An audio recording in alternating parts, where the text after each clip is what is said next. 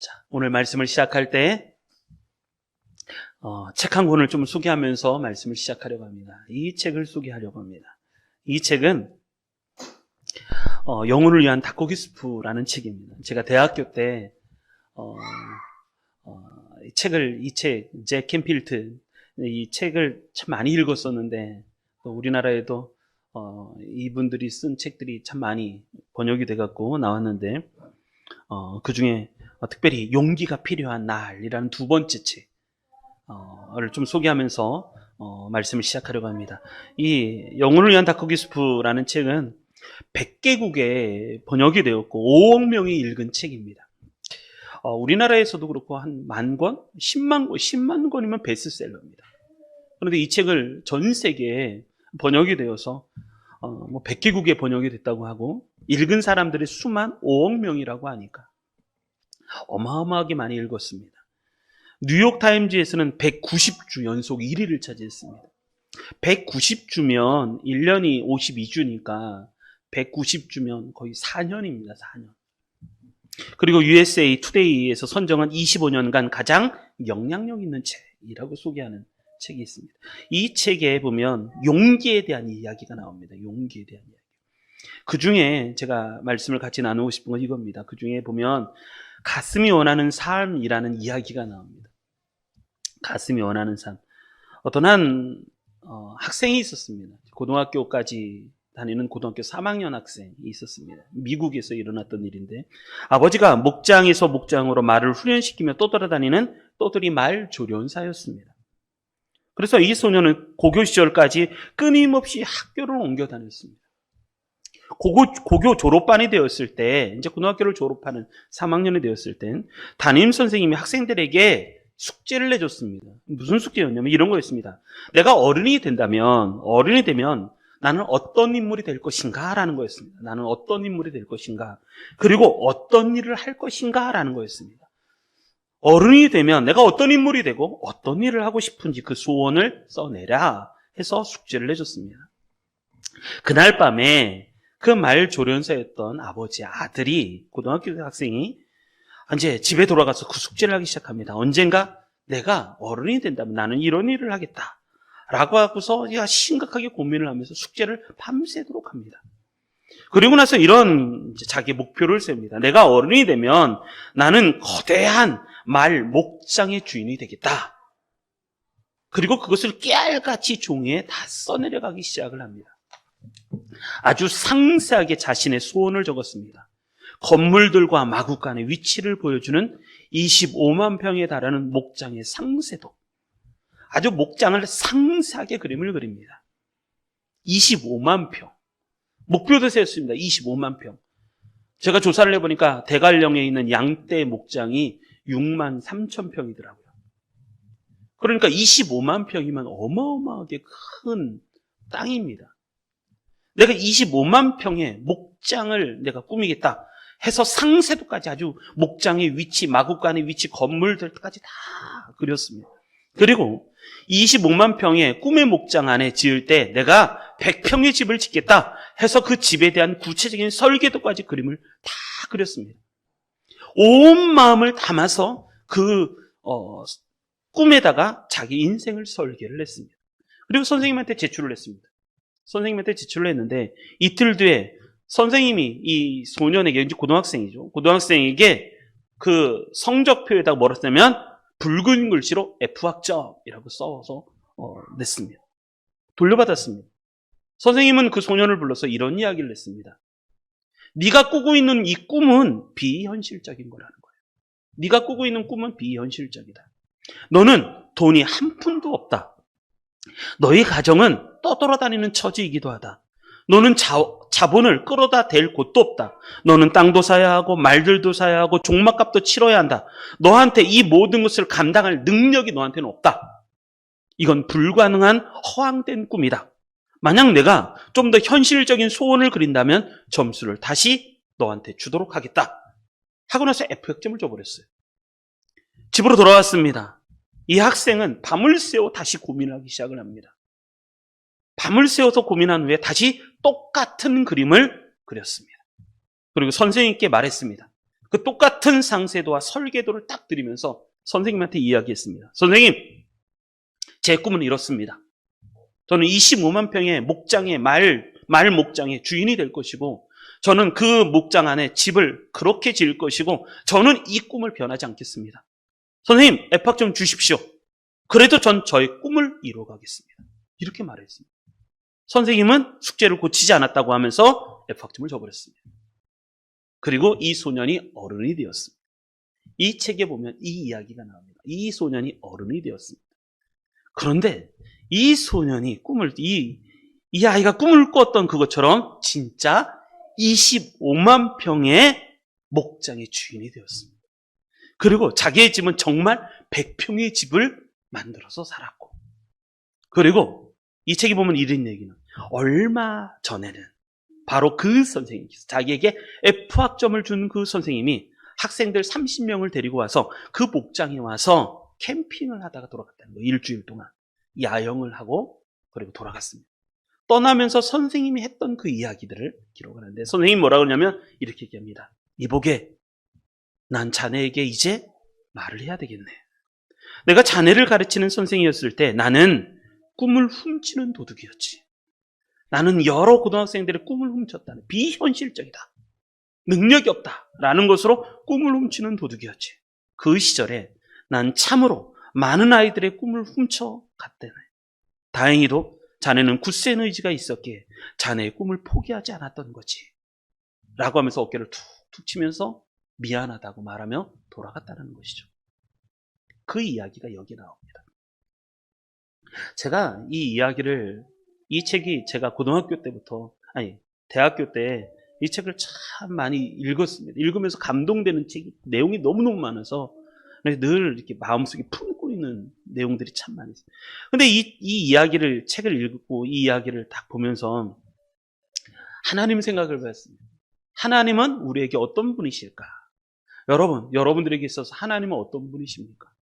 하나님은 나에게 있어서 우리 하나님은 어떤 분이실까? 하나님은요, 나에게 꿈을 주시는 분이십니다. 하나님은 나에게 꿈을 주시는 분. 그걸 우리는 뭐라 그러냐면 비전이라고 말해요. 비전. 하나님은 나에게 꿈을 주시는 분이세요. 내가 능력이 없어요. 내가 실력도 없어요. 내가 아무것도 없어요. 그런데 하나님이 나에게 꿈을 주시고 나에게 능력을 주시면 이 모든 것이 다 이루어진다는 거예요. 저는 이게 너무나도 좋아요. 하나님은 우리처럼 죄인이었고 우리가 지옥 갈 수 있는 사람, 지옥 갈 수밖에 없는 사람이었는데 하나님은 우리를 향해서 꿈을 꾸시기 시작하신 거예요. 하나님은 비전이에요. 하나님은 우리에게 꿈을 주시는 분이세요. 저는 이게 너무너무 좋아요. 좋은 교회는 하나님의 꿈이 가득한 공동체가 좋은 교회예요. 그래서 우리 교회 이름이 백옷 드림교회예요. 드림교회. 저는 이게 너무너무 좋아요. 이 백옷 드림교회. 제가 이걸 놓고 교회 이름을 뭐라고 지을까 하나님께 기도를 참 많이 했어요. 기도를 막 하다가 이제 아내하고 좀 의논해야 되겠다 해서 혹시 교회 이름 생각해 봤냐고, 내가 기도하면서 몇 달 며칠을 기도하면서 교회 이름을 생각했는데 혹시 생각해 본 것이 있냐고 우리 아내한테 물어봤어요. 아내가 갑자기 방에 들어갔다 오더니 이만한 노트를 한 권 갖고 나온 거예요. 그러더니 몇 장에 걸쳐서 기도하면서 교회 이름을 쭉 적었어요. 그러다가 한 면을 딱 보여주는데 거기다가 뭐라고 써냐면 드림교회 치고서 똥골뱅이를 시커멓게 쳐놓은 거예요. 드림교회다 하면서. 자기도 기도하다가 이 이름이 너무너무 좋아갖고 여기다가 기도하면서 정말 몇 페이지에 걸쳐서 그 이름을 쫙 적어놨는데 드림교회에다가 이름을 똥골뱅이 쳐놨더라고요. 통했어요. 둘이 통했어요. 그래서 저희 교회 이름이 드림교회가 된 거예요. 그래서 하나님의 꿈을 이루고 하나님의 뜻을 이루는 교회. 그래서 하나님의 꿈꾸는 교회.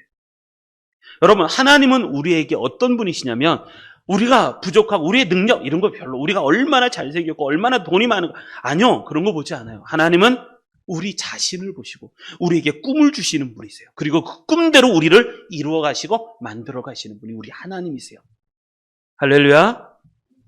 나는 그래서 우리 하나님이 참 좋아요. 좋은 교회는 꿈이 있는 교회.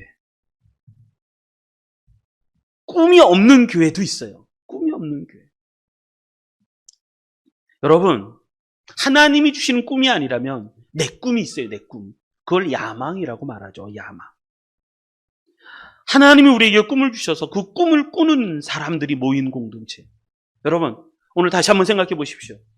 나의 비전은 무언가? 나의 꿈은 무엇인가? 여러분, 돈 많이 버는 게 여러분들의 꿈입니까? 내가 편하게 잘 먹고 잘 사는 게 내 꿈입니까? 아니, 하나님의 꿈은 무엇일까요? 나를 향하신 하나님의 꿈, 그건 뭘까요? 하나님의 꿈은 가치가 있는 거예요. 내 목숨을 걸어도 후회하지 않을 만한 일들이에요. 그 하나님의 꿈. 디모데전서 2장 4절에 보면 이렇게 얘기해요. 하나님은 모든 사람이 구원을 받으며 진리를 아는 데 이르기를 원하시느니라. 모든 사람이 구원을 받으며 진리를 아는 데 이르시기를 원하시는 것이 우리 하나님이세요. 여러분, 꿈을 잃어버리지 마십시오. 어느 순간인가 내가 세상에 길들여지고 환경에 길들여져서 내가 꾸는 꿈을 잃어버리면 안 돼요. 늘 하나님께 기도하셔서 꿈은요, 하나님이 주십니다. 하나님이 나에게 꿈을 주세요. 그러면 그 꿈대로 살게 되어 있고 그 꿈대로 이루어지게 되어 있습니다. 여러분, 꿈을 꾸시고 하나님이 꿈을 주시는 귀한 우리 성도님들 다 되시기를 주님의 이름으로 축복합니다. 그런데 나는 그럼 뭘 준비해야 될까? 이런 말이 있어요. 자, 이 말이 무슨 뜻일까요? 이 한자. 이 한자는 무슨 뜻일까요? 지피지기면 백전불태라. 백전불태라는 말이에요. 지피지기면 백전불태라. 이건 무슨 말이냐면 이런 말이에요.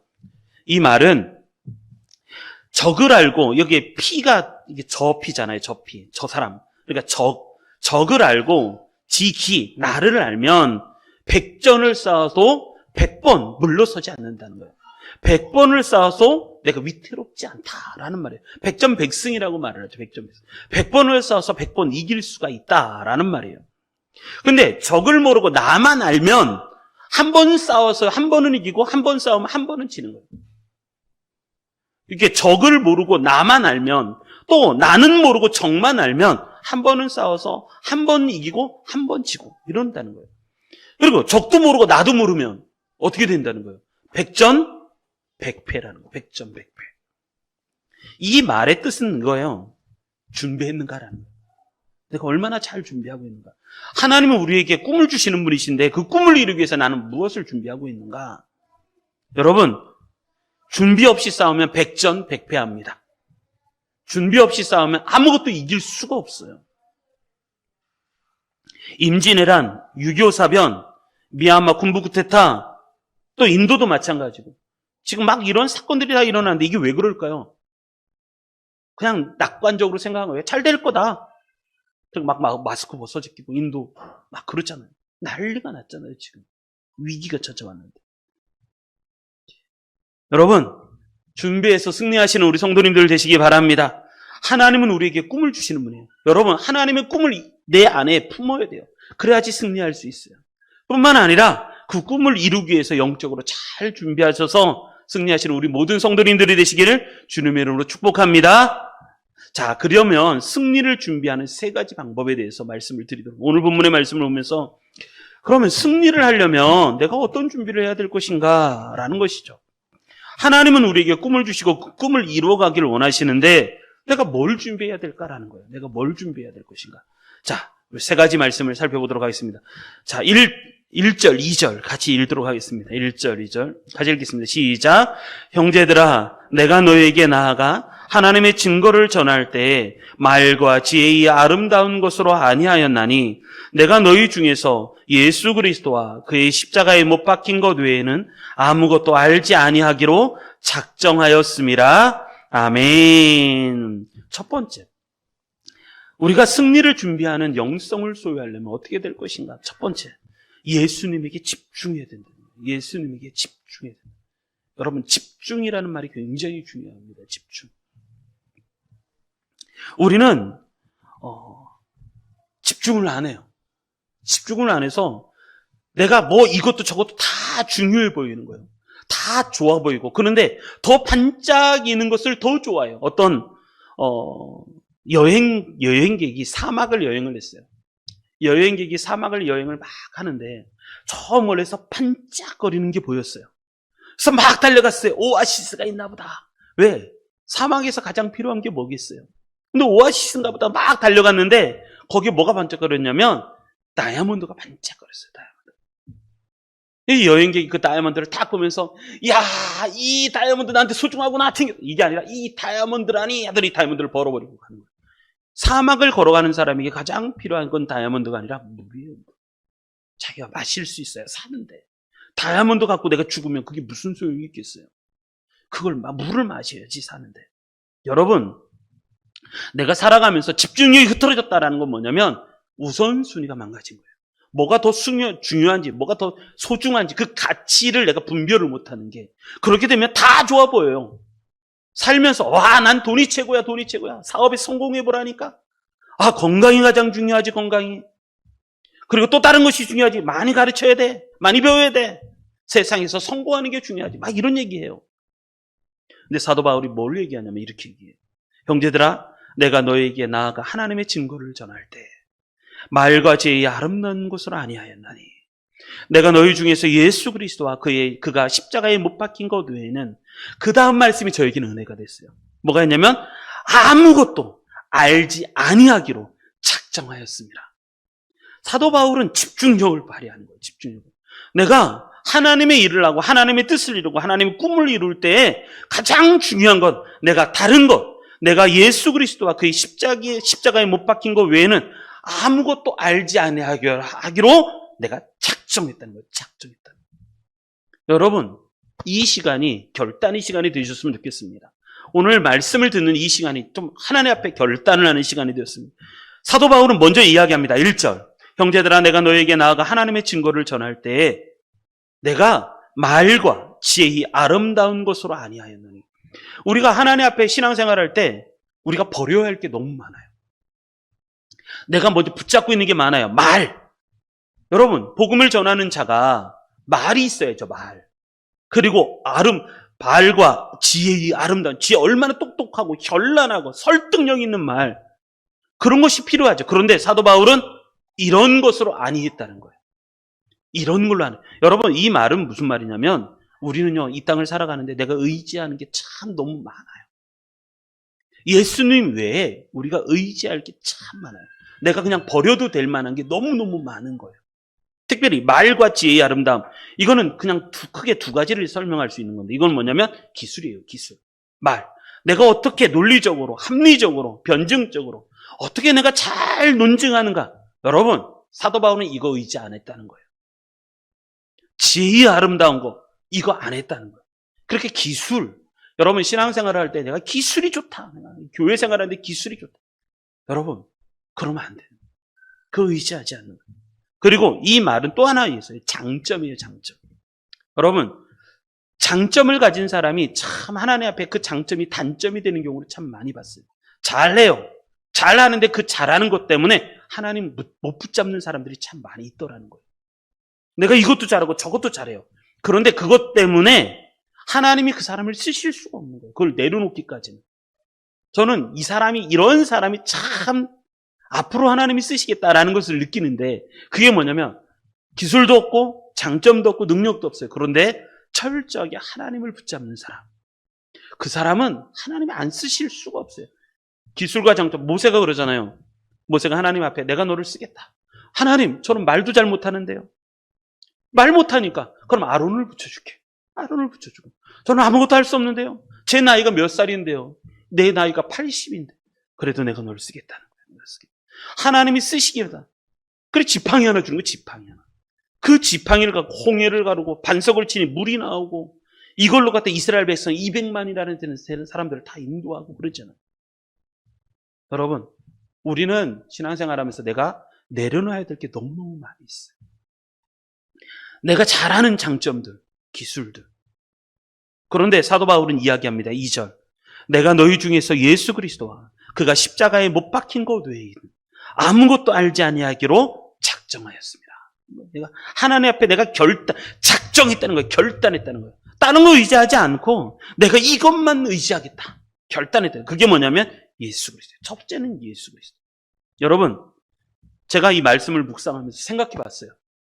나에게 있어서 예수님은 어떤 분이실까? 여러분들에게 있어서 예수님은 어떤 분이세요? 예수님만 알기로 작정을 하였다. 이 사도 바울의 이 고백이 여러분들에게도 동일하게 여러분들의 고백이 되어지고 있나요? 예수님에게 있어서 내가 예수님을 믿는데 나에게 있어서 예수님은 어떤 분이실까? 제가 곰곰이 묵상했어요. 나에게 있어서 예수님은 어떤 분이실까? 생각을 해봤더니 이런 생각이 들더라고요.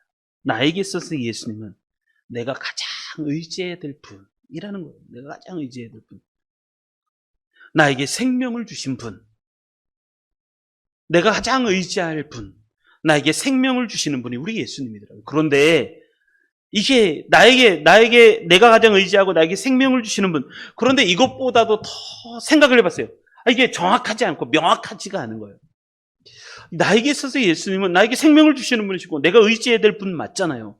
그런데 이게 너무 추상적인 것 같이 느껴요. 더 생각을 해봤어요. 그럼 예수님은 나에게 어떤 분이실까? 그러다가 탁 들어온 생각이 뭐냐면 예수님은 나의 목자시구나 라는 것을 생각해봤어요. 예수님은 나의 목자이시구나. 여러분, 양이 목자에게 집중을 안 하면요 길을 잃어버려요. 그러니까 양이 해야 될 가장 집중력 있는 건 뭐냐면 목자의 음성을 듣는 거예요. 목자의 음성. 만약에 목자의 음성이 들리지 않으면 점점 목자의 음성이 점점 멀어져요. 점점 멀어져서 저 멀리 가서 들리지가 않아요. 그럼 내가 길을 잃어버려요. 예수님은 나에게 어떤 분이실까? 나의 목자이시라는 거예요. 목자. 내가 해야 할 가장 일은 목자의 음성을 듣는 거예요. 나를 인도하시고 나를 좋은 길로 인도하시고 푸른 주장으로 인도하시는 그 목자의 음성을 잘 듣고 그 목자를 따라가는 거예요. 그래서 사도 바울이 내가 아무것도 알지 않기로 작정하느라 내가 유일하게 내가 붙들기로 작정한 건 뭐냐면 예수 그리스도다라는 거예요. 예수 그리스도. 여러분, 나에게 있어서 예수님은 어떤 분이십니까? 따라가도 되고 잠깐 내가 한눈을 팔아도 될 만한 그런 분이십니까? 아니면 목자의 음성을 잃어버리면 내가 길을 잃어버리는 나는 양이고 예수님은 목자시다 라는 그런 영적인 관계가 형성되어 있는 그러한 목자이십니까? 여러분, 종교생활 하지 마십시오. 예수님과의 관계 없어도 우리는 신앙생활 너무 잘해요. 말씀도 잘 보고 기도도 잘하고 찬송도 잘하고 찬송도 맨날 틀어놔요. 그런데 예수님을 사랑하지 않아요. 예수님을 따라가지 않아요. 예수님의 음성이 내 귀에 들리지가 않아요. 성경은 읽는데 예수님의 음성이 들리지가 않는 거예요. 이걸 뭐라 하면 종교생활이에요. 여러분, 하나님과 인격적인 교제를 하시길 바랍니다. 하나님을 사랑하시고 하나님의 사랑을 느끼시고 그리고 하나님이 주시는 음성을 따라가고 이게 목자와 양의 관계예요. 그래서 사도 바울이 작정한 거잖아요. 내가 예수 그리스도만을 알기로 작정했다는 거예요. 그리고 두 번째, 사도 바울이 작정한 건 뭐냐면 그가 십자가에 못 박힌 것 외에 내가 예수 그리스도의 십자가에 못 박힌 것 외에는 아무것도 알지 아니하기로 작정했다라는. 십자가에 못 박힌 것이라는 말은 무슨 말일까요? 십자가에 못 박힌 것. 십자가는 또 나에게 있어서 십자가는 무엇일까? 제가 이 말씀을 또 묵상을 하면서 그런 생각을 했어요. 예수 그리스도는 나에게 누구이고 십자가는 나에게 무엇인가라는 거예요. 십자가. 여러분, 십자가가 상징하는 건 크게 두 가지입니다. 첫 번째는 뭐냐면 회개예요. 회개. 십자가는 내가 못 박혀 죽어야 할 곳이 십자가예요. 십자가. 내가 못 박혀 죽어야 할, 내가 죽어야 할 곳. 십자가예요. 그래서 십자가를 생각하면 늘 먼저 생각나는 게 회개가 생각이 나야 돼요. 나의 옛 모습, 옛 습관, 옛 성품들을 다 그 십자가에 못 박을 수 있어야 되는 거예요. 내가 예수님을 믿는데 아직도 내가 십자가에 나를 못 박으니까 아직도 내가 살아있어요. 계속 내 생각, 내 자아, 내 기분, 내 감정, 나를 움직이는 것이 나예요. 아직도 내가 십자가에 안 못 박혀서 그런 거예요. 옛 기질. 회개는 나를 하나님 앞에 못 박는 게 회개예요. 회개. 그래서 사도 바울은 십자가에 못 박힌 것, 예수 그리스도 십자가에 못 박힌 것 외에는 아무것도 알지 아니하기로 작정했다는 거예요. 그런데 이 십자가가 의미하는 또 하나는 뭐냐면 용서예요. 용서. 우리가 하나님 앞에 회개하기만 하면, 하나님 앞에 나아가기만 하면 우리 하나님께서 나를 용서하신다는 거예요. 용서는 사랑이잖아요. 여러분, 십자가를 보면 눈물이 납니까? 어떤 목사님처럼 어느 날 새벽 기도가 끝나고서 서재에 딱 들어가서 책을 보는데, 성경책을 보는데 막 우는 거예요. 목사님. 사모님이 깜짝 놀라서 서재 문을 열고 목사님 왜 그러십니까? 아니, 어제는 내가 십자가를 묵상할 때 내 마음이 뭉클하고 예수님의 사랑이 딱 전달이 되었는데 오늘은 내가 십자가를 묵상해도 아무렇지도 않다는 거야. 느껴지지도 않고 아무런 생각도 안 나고 내가 벌써 이렇게 마음이 굳어지고 타락한 것 같다. 그러면서 회개하면서 울더라는 거야. 여러분, 십자가가 의미하는 건 크게 두 가지예요. 첫 번째는 내가 죽어야 할 자리. 그게 십자가. 회개죠, 회개. 두 번째는 내가 용서받아야 할 자리. 그게 십자가죠. 하나님의 사랑. 누구든지 하나님 앞에 나오기만 하면 우리 하나님은 나를 용서하시는 분이시니. 그래서 내가 끊임없이 나를 변화시키는 거예요. 옛날 내가 의지할 만한 거, 이 본문이 말하는 건 그거예요. 내가 인생을 살아가고 내가 하나님의 꿈을 이루다 보면 내가 참 현실적으로 이룰 수 있는, 나에게 도움이 될 수 있는 말과 지혜의 아름다운 것이 많이 있어요. 근데 내가 그거 의지하지 않겠다는 거예요.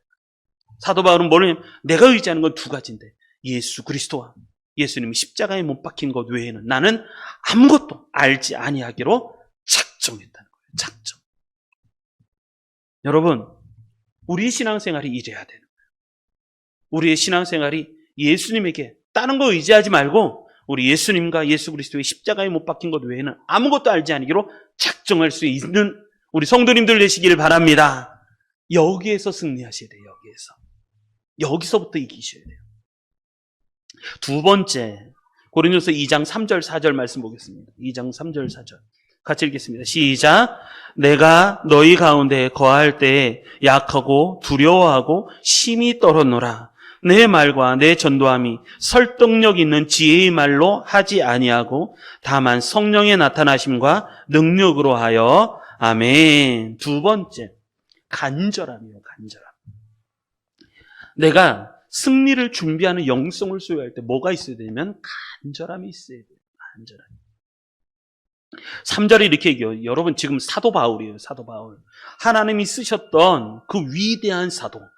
그런데 사도가 3절에 뭐라고 고백하냐면 내가 너희 가운데 거할 때 약하고 두려워하고 심히 떨어노라 라고 말을 해요. 내가 약하고 두려워하고 심히 떨었다는 거예요. 무슨 얘기냐면 이런 거예요. 사도행전을 쭉 보면 사도행전 17장에 보면 이런 이야기예요. 아덴에서 고린도에 가서 복음을 전하기 전에 아덴에 가서 복음을 전해요.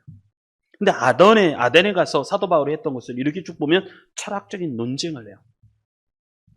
거기 보면 많은 신들이 있으니까 또 알지 못하는 신 뭐 이런 것도 있으니까 거기서 막 논쟁을 하기 시작을 합니다.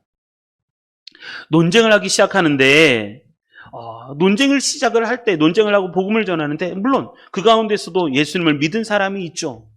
그런데 고린도에 딱 와서는 뭐가 있냐면 내가 다른 거 의지하지 않고 내가 말과 아름다운 지혜 이거 의지하지 않겠다는 거예요. 왜 아덴에서처럼 그렇게 하지 않았던. 그런데 아덴의 이야기를 이렇게 쭉 보면 이런 건 없어요. 고린도에서 역사하셨던 하나님이 아덴에서 나타나는 흔적은 없어요. 고린도에 나왔어요. 고린도에 와서 복음을 딱 전하는데 고린도에 와서 전했더니 뭐가 있냐면 유대인 대적자들이 나타나기 시작합니다. 유대인 대적들이 나타나서 사도 바울을 괴롭히기 시작해요. 또 핍박을 하기 시작해요. 핍박을 하기 시작하고 그래서 사도 바울이 더 하나님의 말씀에 집중해서 말씀을 증거하기 시작해요. 예수님이 주님이시다. 예수님이 그리스도시다. 이걸 더 작정하고서 전하기 시작을 해요. 작정을 하고 전하기 시작을 하는데 사도 바울이 그날 밤에 환상을 보게 돼요. 환상 가운데 하나님이 나타나셔서 하시는 말씀이 두려워하지 말라는 거예요.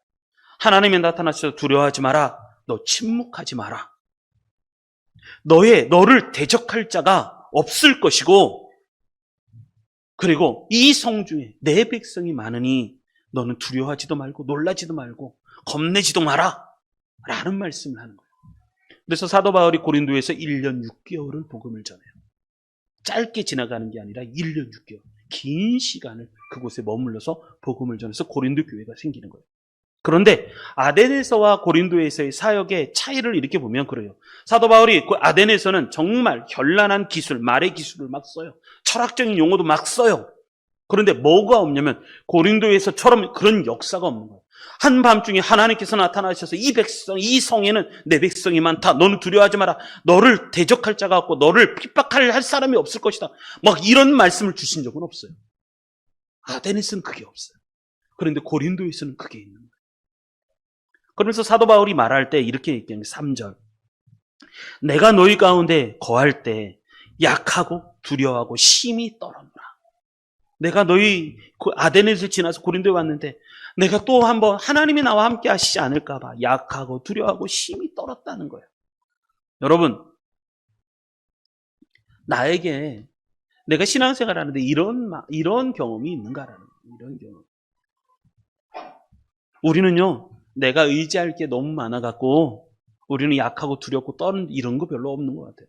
하나님이 나와 조금이라도 떨어지기만 하면 안 돼요. 하나님하고 나 떨어지면 안 돼요. 저 죽을 것 같아요. 이런 간절함은 없어요. 테리가 우리 소위 성도님을 향해서 조금만 떨어지게 되면 막 불며 엄마를 찾고 이런 거 별로 없어요. 하나님, 저하고 조금만 떨어지면 이 고린도에서 일어났던 그런 역사, 아덴에서처럼 막 이런 게 하나님, 저는 두렵습니다. 하나님이 안 계시면 저는 떨 수밖에 없습니다. 하나님, 이런 거 없어요. 내 속에 뭐가 사라졌냐면 간절함이 사라졌어요. 이런 거예요. 제가 저희 집에서부터 여기까지 오는데 뭐가 있냐면 과속 단속 카메라가 여러 개가 있어요. 그리고 30km 이것도 많아요. 너무 잘 알아요. 예전에는 이런 거 할 때마다 내비게이션 켜고 혹시나 내가 찍힐까 봐 겁을 내고 아니면 조심하고. 근데 그런 거 없어요. 내가 잘 달리다가 그때 싹싹싹 피해 다니고. 그러다 보니까 뭐가 있냐면 조심성, 간절함 이런 게 별로 없어요. 여러분, 내가 잘 한다는 게 그런 거예요. 내가 잘하고 내가 뭐 잘 알고 그러다 보니까 우리는 기도할 생각이 별로 없어요. 왜? 기도 안 해도 그냥 뭐 하루하루가 그냥 잘 굴러가니까. 내가 하나님 의지 안 해도 그냥 잘 굴러가. 그래서 뭐가 있냐면 여러분, 선교에 관심을 많이 가지시기 바랍니다. 아멘. 알제리 선교사님, 제가 아는 알제리 선교사님이 부모님이 위독해갖고 어머니가 위독해갖고 이제 귀국을 했는데 어머니가 돌아가셨어요. 그리고 나서 며칠 전에 알제리로 돌아간다 그러시는 거예요.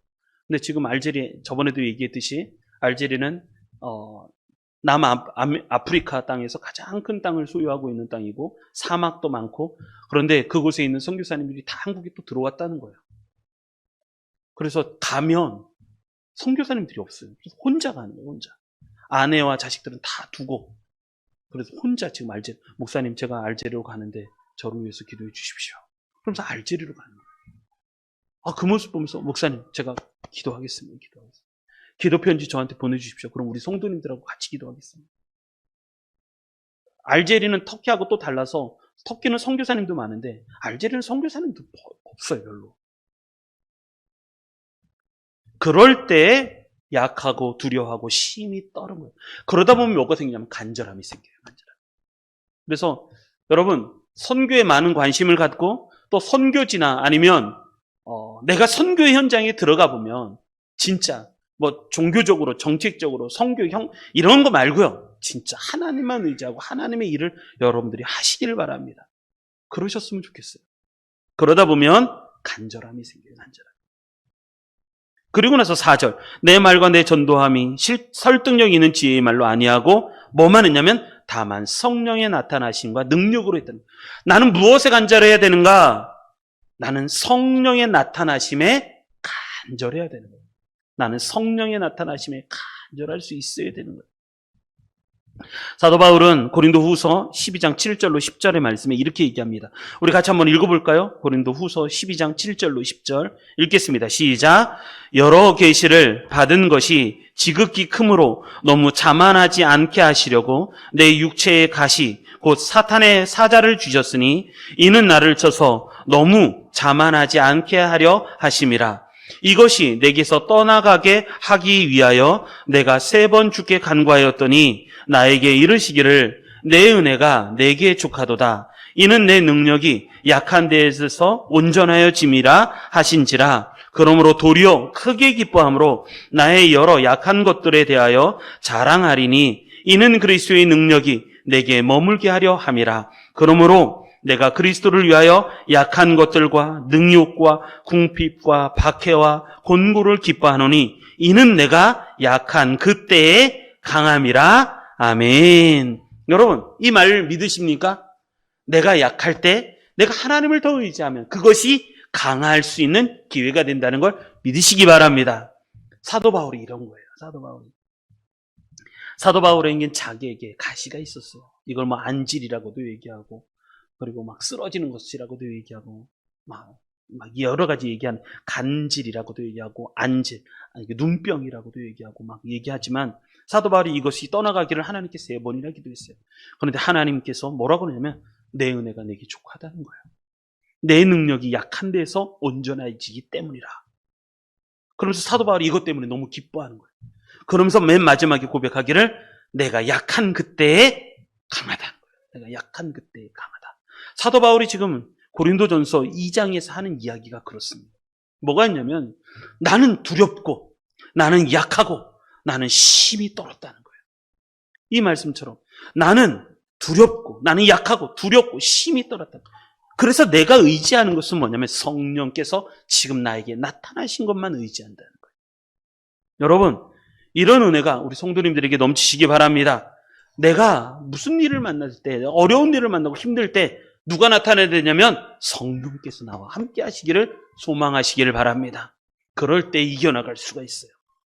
내가 누군 줄 알고 막 이러지 마시고 우리는 더 하나님께 간절하시기를 바랍니다. 그럴 때 승리할 수가 있습니다.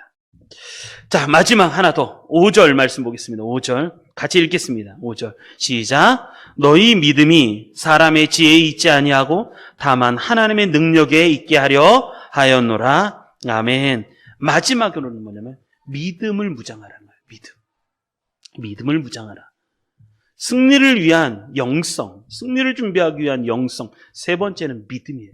사도 바울이 이렇게 고백합니다. 너희 믿음은 사람의 지혜에 있지 아니하였다는 거예요.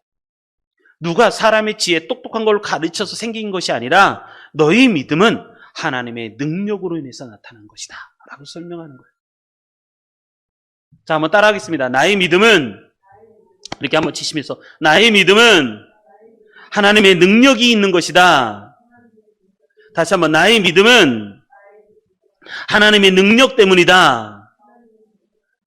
내가 예수님을 믿는 것은요, 내가 잘나서, 내가 똑똑해서가 아니라 하나님의 능력으로 인해서 믿어진 거예요. 여러분, 사람의 지혜에 있지 않아요.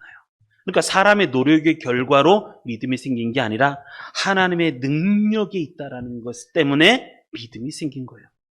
능력의 결과예요. 하나님의 역사하신 능력의 결과로 우리 안에 믿음이 생겼습니다. 그러니까 우리가 소중한 거예요.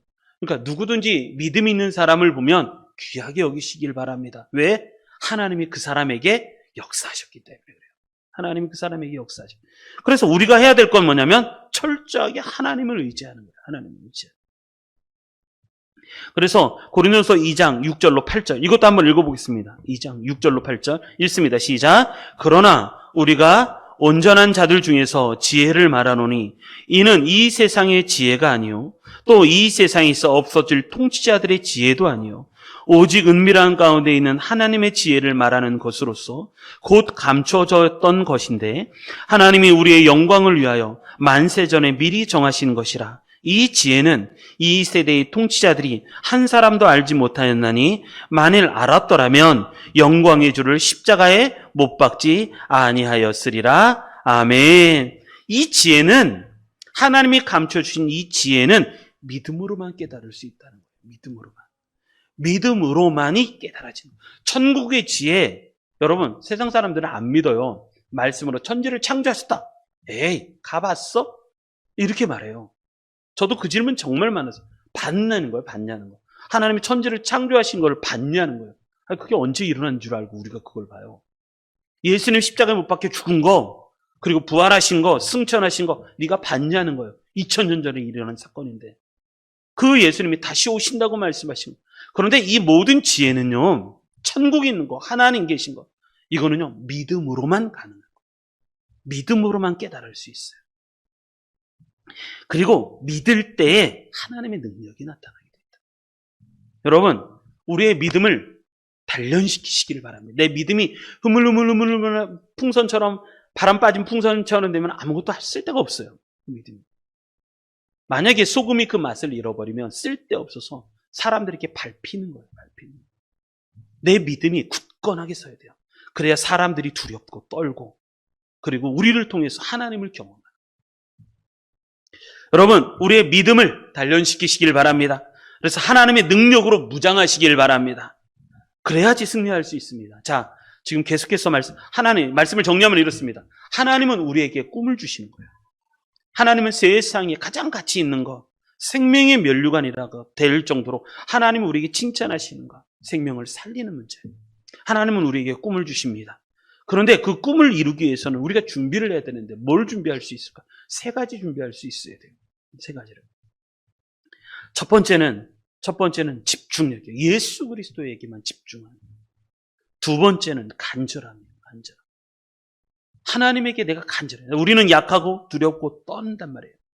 그런데 하나님 성령님이 나와 함께 하시면 우리는 하나님의 능력으로 충만할 수 있어요. 그리고 3번째, 믿음이에요. 믿음. 영적으로 무장하고 단련해서 하나님의 능력 가운데 충만한 믿음. 세상을 이기는 이김은 이것이니 곧 너희의 믿음이니라. 자, 이 말씀이 어디 있다고 했었죠? 세상을 이기는 승리는 이것이니 곧 너희의 믿음이니라.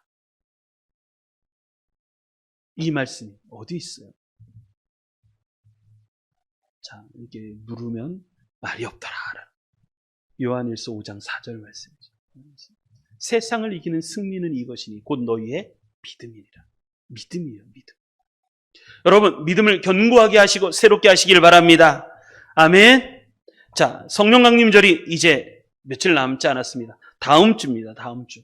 성령 강림절이 다음 주입니다. 성령 강림절이 다음 주인데 성령